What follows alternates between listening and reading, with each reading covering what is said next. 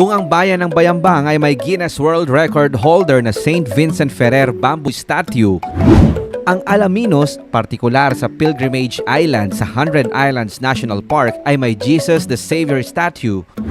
Ang Natividad ay may pinagmamalaking pilgrimage site at ecotourism destination na Sky Plaza kung saan matatagpuan ang Christ the Redeemer statue o mas kilala bilang Ayat ni Apo Jesus.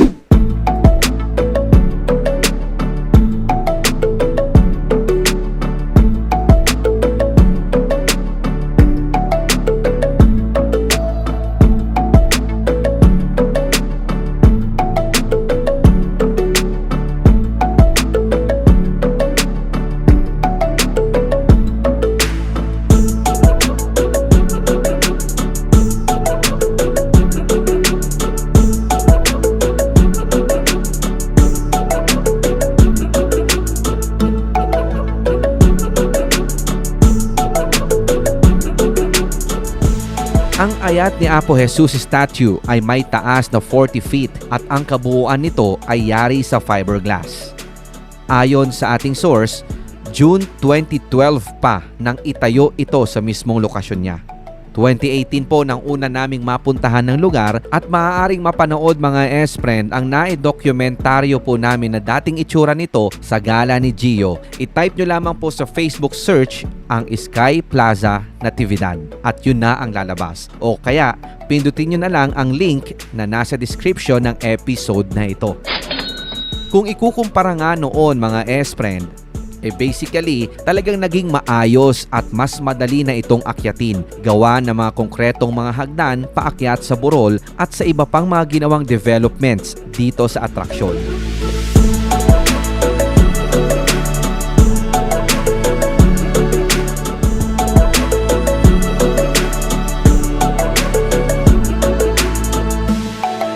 Bukod sa estatwa ni Apo, meron din po dito na octagon-shaped at 2-story multi-purpose hall, picnic tables, parking space at isama na ang 120-meter zipline. Pero nung nagpunta po kami dito ay hindi ito nag-ooperate at ang tanging open nung time na yon ay ang kanilang chapel.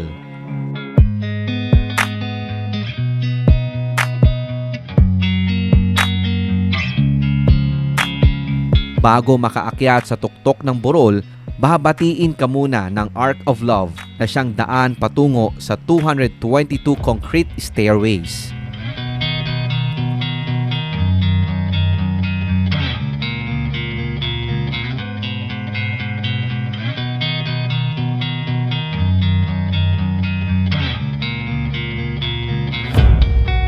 Siyempre, nagpapanggap rin ako nung time na yan na hindi ako hinihinga. At ngayon ko lang talaga aaminin dahil VO na lang naman ito. Sa aking pagkakatansya ay 30 steps pa lamang yatang nahahakbangan ko dyan at daig ko pa nga yung hinabol ng 10 kabayo dahil sa hingal ko. Pero joke lang. Sa gawing itaas mga S-Friend, I think nasa 100 plus steps matatagpuan ang Our Lady of Nativity Grotto. Doon nga'y may tirikan ng kandila kung saan pwede naman din mag-alay ng dasal. Ilang hakbang mula rito ay ang puting Holy Cross na may taas na 30 feet. Okay. Kumpara noong 2018 na una namin pinuntahan nito, mas syempre na-develop tsaka mas maganda na rin yung daan.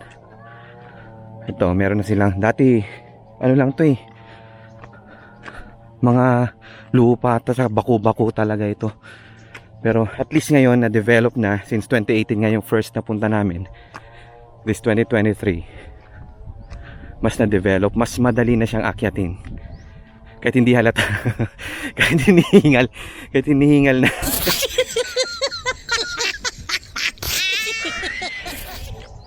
Yan. Medyo mataas na guys. Habang papaakyat sa mismong statue ni Apo, masasabi ko rin talaga mga S-Friend na mapapawi din naman yung pagod mo, as in masusulit talaga, lalo kung makikita mo ang overlooking view ng bayan ng Natividad mula sa taas ng burol.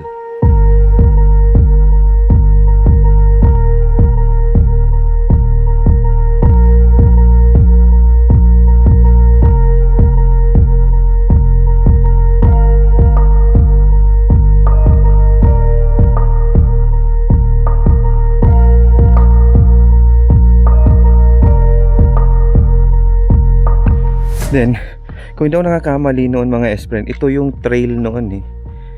Dito kami dumaan noon eh. Kasi wala pa talaga itong hagdan dito paakyat kay Apo Jesus. Kay Apo na nandun na, malapit na. Parang nostalgic lang. Anyway, ito pa nga yung halos magkanda. Gumulong-gulong kami sa baba dahil syempre mabato. Kahit pa paano na may maintain din yung kalinisan dito mga S-friend. Yun ang maganda. Ayan, may mga sako ng basura dito. And then, yun nga lang, na-lost na kami sa bilang yung kung ilan na nga ba yung steps na nahakbangan namin dito. Kasi importante makaakyat na tayo doon kay Apo. Yes, kaya to.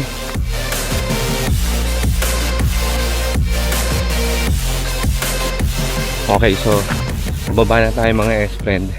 And nagpasalamat lang tayo syempre sa mga blessings, lahat yan. And then, bukod dun, ito, bukod dito kay Apo, ito, yung view, yan talaga ang in-after din natin dito. O, di ba? Nandito rin sa kabila. Kung di ako nagkakamali, ito na kasi yung pinaka mataas din dito sa mga hills dito sa Natividad. Kaya dito nila yan pinili na itayo si Apo. Mas mabilis yung pagbaba natin kaysa kanina. Syempre hindi naman tayo araw-araw, hindi naman tayo sanay talaga lagi na, alam mo yun, umaakyat kahit hills or hill lang ito. Syempre nakakahinga kahit sino naman, kahit hindi ka mataba, no? Huwag ka nga magmalinis. Ikaw S-friend, kahit hindi Holy Week ay recommended namin para sa inyo ang pilgrimage site na ito when in Pangasinan, partikular sa bayan ng Natividad. Paalala lang din sa mga kapwa natin turista at sa mga may balak po na magtungo rito, please, baunin din po pababa ang mga basura o kaya naman ay ilagay sa mga tamang basurahan at lalagyan na nasa mismong lugar na para mapanatili ang kalinisan ng lugar. Sige ka, pag kung saan-saan nyo lang tinapon yan, minus ka sa langit, lalo kapag pasaway ka pa. Diba? Lalo at ang Christ the Redeemer o ayat ni Apo Jesus statue ay isang landmark reminder mga S-friend sa ikangay God's perfect and unconditional love.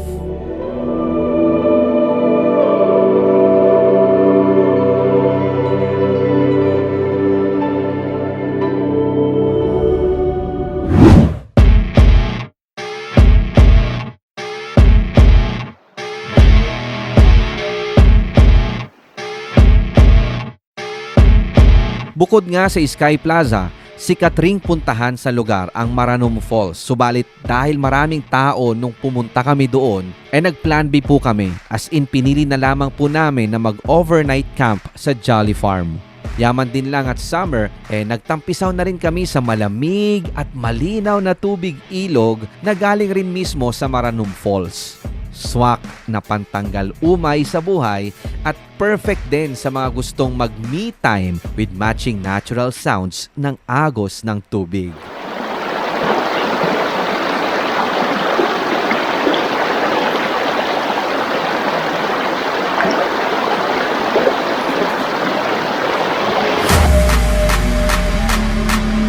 O, diba? I told ya! Another recommended gala location para sa mga gusto ng ganitong trip. So paano? Hanggang sa susunod nating video, tambay lang rito sa Urbex PH Plakado TV. Ang ganda na sana nung extra. Sumabit pa sa video. Again, tambay lang rito sa Urbex PH Plakado TV YouTube channel for more urban exploration and side trip videos.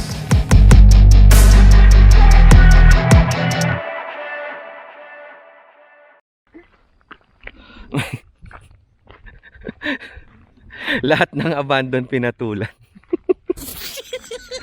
Ano kaya to? Kwarto to eh. Hala oh. Ay shit, CR nga. Ba't ganun? Tapos jealousy yung ano, bintana nila.